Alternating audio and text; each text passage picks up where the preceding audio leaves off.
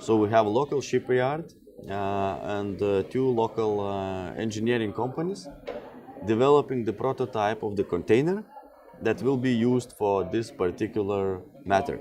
And of course, they are very much looking in how they can expand this activity and provide those containers on the global basis. So we bring on the global actors. In this particular case is Emerson, American company, automation company, huge, 140,000 people employed.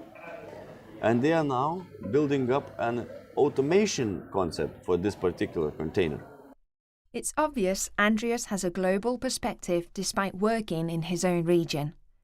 It was therefore not a surprise to find him networking in the world's biggest fair for shipping in Oslo. Interreg area, you know, it's supposed to be the limit for the partnership, but not for the limit for the activities. I mean, we live in the global world and we need to think local but act global.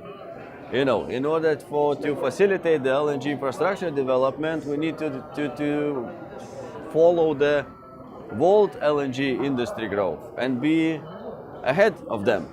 So, I mean, we need to have a very high baseline, and we cannot have this sitting in our regions. We need to go outside. I mean, you know, it's the place where every Interreg project in terms of topic needs to be.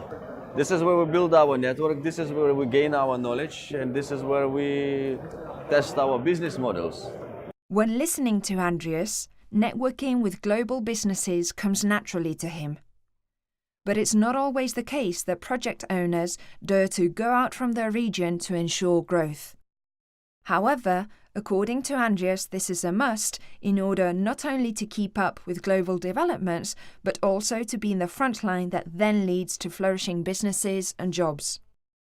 Being a partner and player with global companies could perhaps mean that Interreg would no longer be a relevant platform. But this is not the case, quite the opposite. Interreg is something that establishes you a platform where you can start up.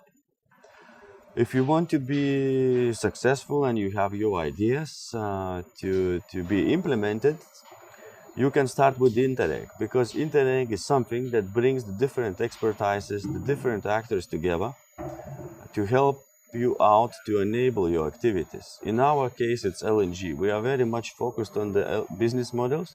The business model will not be successful if there is not a common understanding and common rules across the border. Andreas and his team therefore involved the decision makers in the Interreg project.